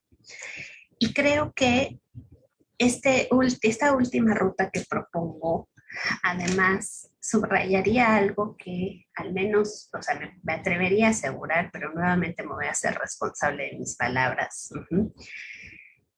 Creo que pondría de manifiesto que no hay una desconfianza de los docentes, ¿sí?, sino que más bien hay que saber, o sea, hay que integrarnos de maneras mucho más coordinadas, bien lideradas, porque la experiencia y los saberes, o sea, la experiencia, la formación, ¿no?, y los saberes que han construido en sus trayectorias son invaluables, o sea, realmente son profesionales y confiamos en ellos. El tema también es que hay que reconocer que estos profesionales de la educación transitaron por distintos planes de formación, y cada plan de formación tuvo su propio objeto, ¿no?, de conocimiento. En el tema, por ejemplo, de conocimiento didáctico, apenas entró a las normales, o sea, como objeto de análisis, ¿no?, en el 2018. Antes se estudiaban las didácticas específicas, pero como materias, no como el constructo del conocimiento didáctico como objeto de aprendizaje.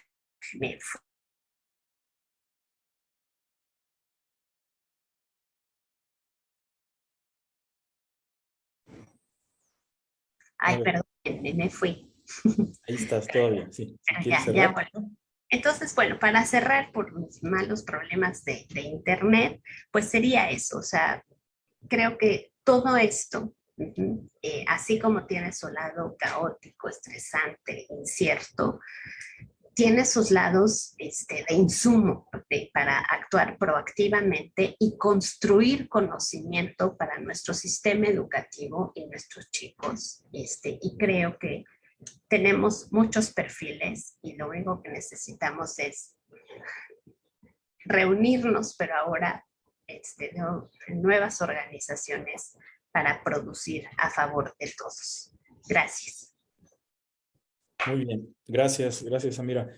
Yo quisiera también reforzar la idea que planteabas de acompañar este proceso con las herramientas que cada quien tiene a la mano, ¿no? Los que somos investigadores educativos, pues no dejar el proceso que se está llevando a cabo. No es decir, bueno, pues llevamos meses hablando críticas sobre la nueva escuela mexicana, no nos hacen caso, pues bueno, pues ahí quédense con su escuelita y que les vaya bien. Por supuesto que no será la actitud de los investigadores, sino que estaremos o tendremos que estar cada vez más atentos, ¿no? A cómo se desarrolla este proceso y cada quien desde su trinchera, pues contribuir con las herramientas que pueda para, en fin, para ir llenando esos vacíos que muchos prevemos que se van a dar, ¿no? Esos problemas que prevemos que se van a dar, pero no dejar solo el proceso, ¿no?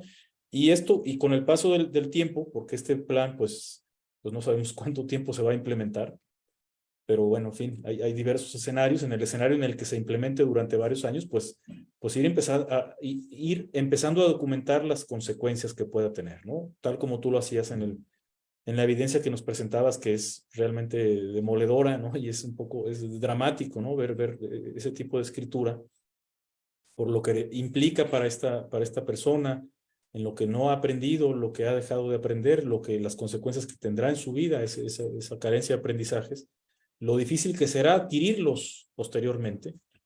Entonces, en fin, cada quien desde donde estamos, aportar con nuestros propios conocimientos y tratando en fin, de establecer esos puentes de reconciliación de repente hay muchos estigmas, ¿no? De ciertos colectivos docentes hacia la investigación, como que no estamos comprometidos, como que estamos en nuestros despachos y mi experiencia no es así. Mi experiencia es que la mayor parte de los investigadores educativos tienen un nivel alto de compromiso con el hecho educativo y con la realidad educativa. Entonces, bueno, es cuestión de argumentar y dar evidencias de eso que yo digo, que no se quede nada más en el papel, ¿no? Por supuesto que también habrá algunos investigadores, o históricamente los ha habido, que tengan estigmas sobre el magisterio, que eso también se tiene que corregir, desde luego. Y me parece que es lo menos que ha ocurrido, pero cuando ha ocurrido, pues se tienen que tender esos puentes, ¿no? Que nos permitan, pues no vernos como rivales. A mí me daba mucha pena ver esta defensa de ahora los libros los escribieron los docentes de aula. Bueno, qué bueno que ahora se incorporaron docentes de aula, pero dejan fuera a los especialistas. O sea, perdimos todo un cúmulo de aprendizajes, un cúmulo de experiencia que se había adquirido en la elaboración de libros de texto en instituciones de prestigio, en instituciones importantes, y ahora se deja de lado porque ahora solo docentes van a participar. Me parece que es un exceso, me parece que es tomar las cosas como muy maniqueas, y eso me parece que poco a poco tendremos que irlo corrigiendo, ¿no? Cada quien desde lo que le toca. Eso es lo que yo quisiera aportar de lo que se ha dicho aquí. Entonces te dejo la palabra, Irma, para que hagas las reflexiones finales de nuestro seminario. Sí, muchas gracias. Pues insistir en este tema de que apuntaba Amira, los investigadores como productores de conocimiento, de análisis riguroso, pero que también agregaría yo que se haga un ejercicio de divulgación, de poner esos hallazgos y esas premisas para los padres de familia, no solo para los docentes, decirles, ojo por aquí, tener como esa capacidad ahora sí que didáctica, creativa y de ser muy asequible todo lo que se observa y hacia dónde ir. Entonces sí me parece que sí es un momento histórico que nos convoca a todos de acuerdo al lugar de nuestra formación y de nuestra enunciación. Entonces ahí también hago valer este espacio como una de esas herramientas para comunicar para comunicarnos y para decir aquí hay problemas y sobre todo con argumentos, no ser indiferentes. Sabemos que hay intelectuales orgánicos, sabemos que hay, pero bueno, yo también apuesto a que no podemos hacer, digamos, aseveraciones así generalizantes, ¿no?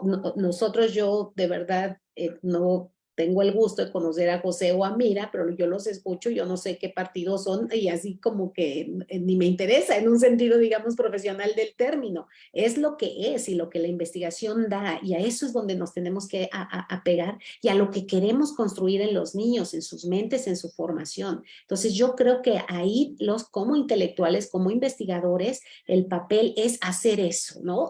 Digamos que hable la ciencia del aprendizaje, que hable estas investigaciones y que oriente al público y que nos diga. Entonces es ahí. Hay otra parte, por supuesto, yo les diría a las escuelas, ¿qué es la comunidad? Diría, ¿por qué no es más factible, qué no es más cercano pensar en los padres de familia?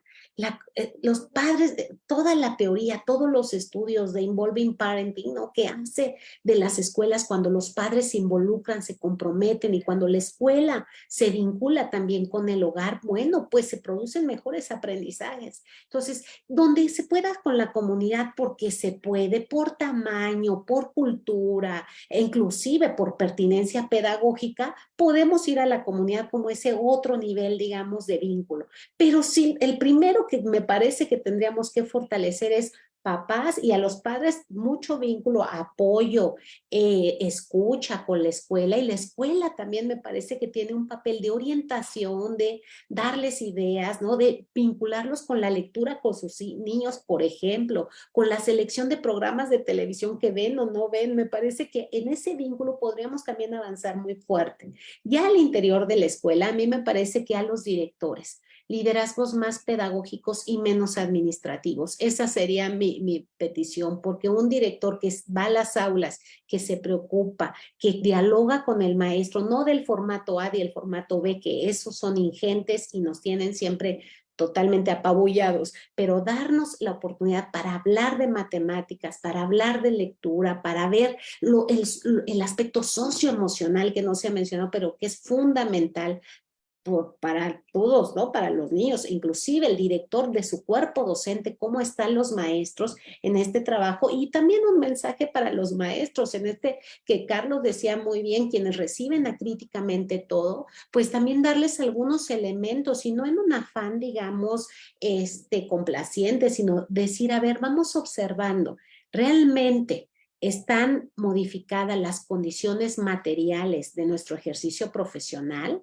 realmente, y vamos a encontrar que no, digamos, la autonomía o la revalorar al maestro se hace o por palabra, te diría yo, demagogia, ¿no? O por discurso, porque inclusive quienes dicen que se aumentó el salario docente, ahora muy fuerte, si lo comparamos con la inflación, veremos que no, que ha habido sexenios previos que lo han aumentado. Entonces, digamos, también un poco, ¿no? De desarrollo crítico y de autonomía, porque la autonomía es autonomía para pensar. La autonomía docente, en la medida que podamos ir desarrollando profesiones con autonomía y con capacidad, nos vamos a ir, me parece, de una manera mucho más sólida con nuestro ejercicio profesional. Y bueno, sí, por último, estamos en un periodo ya en un banderazo. Yo ayer lamentaba que ya se va la discusión educativa, se va a hacer marginal, viene ahora una discusión política fuerte y yo diría, vamos un poco, la exigencia social la tenemos que subir, o sea, a nivel estatal y a nivel federal. ¿Qué nos están, digamos, cuáles son las plataformas educativas? ¿Cuáles son los niveles de discusión que vamos a impulsar? Y en esta idea también de la exigencia social que tiene que crecer. Y si decimos, si son las clases populares o las clases medias quienes van a empujar, bueno, yo creo que aquí quienes podemos tener acceso a estos espacios de universidades o la pluma donde escribimos cosas, lo que sea, pues hacer una convocatoria, me parece, en beneficio de las futuras generaciones. Yo sí creo que el impacto es fuerte. Vamos a documentar por qué, cómo, en qué sentido. Claro que merece nuestra, digamos, ser precisos y rigurosos en los análisis subsecuentes, pero claro que la formación y todo el camino, yo estoy muy de acuerdo con Amira, ¿no? Ya es más o menos ver que esto no va a ir bien. Entonces, apuntar a nivel agenda nacional una apuesta por la educación sin demagogias, sin estridencias, pero con un compromiso muy fuerte y veraz y real. Nada más, gracias. Muy bien. Pues muchísimas gracias, colegas, por su participación. Me toca cerrar a mí este evento a nombre de Gilberto Guevara Niebla, el director del Instituto de Investigación Educativa de la Universidad de Guadalajara. Agradecemos mucho el interés por las personas que nos han visto, que están conectadas en tiempo real y por las que nos verán en la grabación que va a quedar en la página web. Y decirles que, bueno, pues que estamos aquí atentos a lo que vaya ocurriendo y interesados también en conocer su punto de vista, que puede ser a través de los comentarios y de las otras vías de comunicación con nosotros en el instituto. Les deseo feliz tarde, buen provecho y estamos en comunicación. Les mando un saludo. Muchísimas gracias. Hasta luego. Hasta luego.